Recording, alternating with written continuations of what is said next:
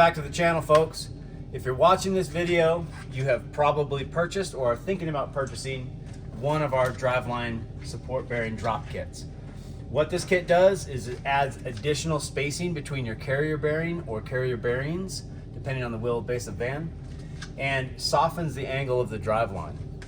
What'll happen as you lift the vehicle and add suspension, add a lift kit, big tires, you create a steeper angle with the driveline between the transfer case or the transmission and the rear pinion.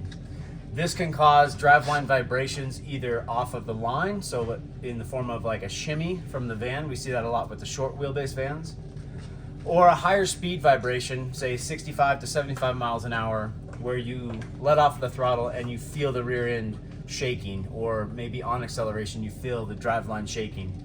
What that is caused by is these U-joints having to work extra hard to flex because they're at such a steep angle from the pinion to the carrier bearing.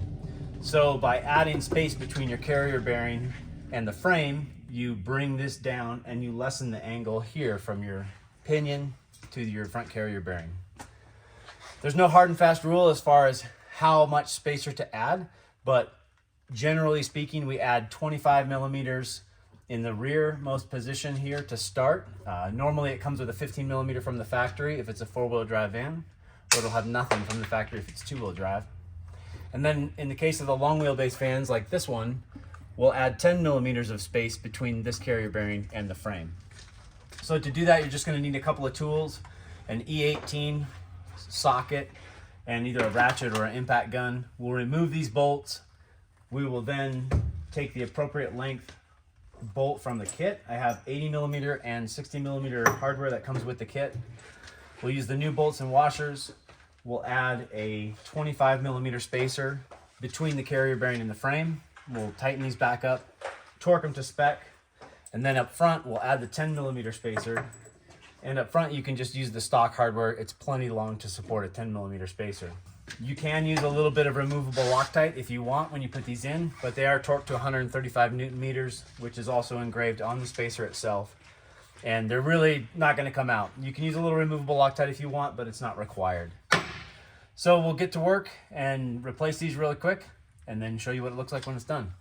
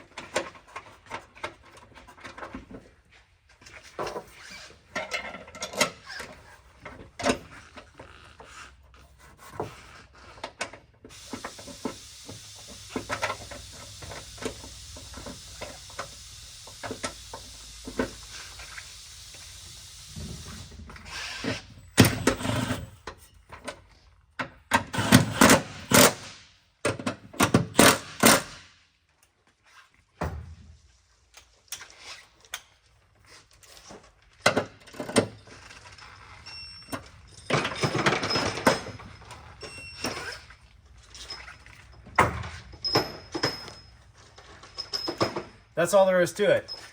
At this point, we'll go drive the van and see how it performs at all speeds off the line at the highway.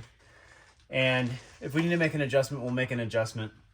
Generally speaking, 15 to 10 millimeters overstock on the rear and 10 millimeters in addition on the front carrier is usually enough for most vans, but it does vary case by case depending on how much lift you have.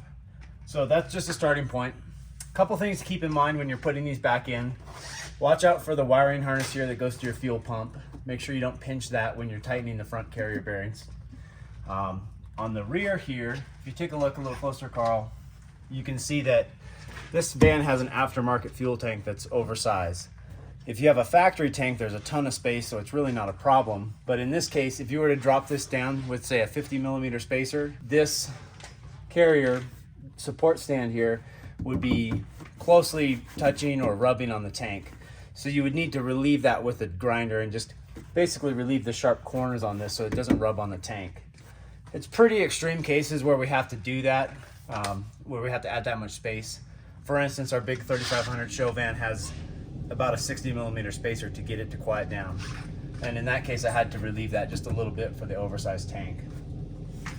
Really, the only tools you're gonna need, like I said, an E18 socket, a torque wrench, an impact gun or a regular ratchet, and then a 19 millimeter socket to tighten the hardware that we send with the kit. That's all there is to it. If you have any questions, please feel free to call us or email us. We're happy to help. Love your feedback on the product. If it works for you, please let us know. And thanks for watching. We'll see you at your mom's house.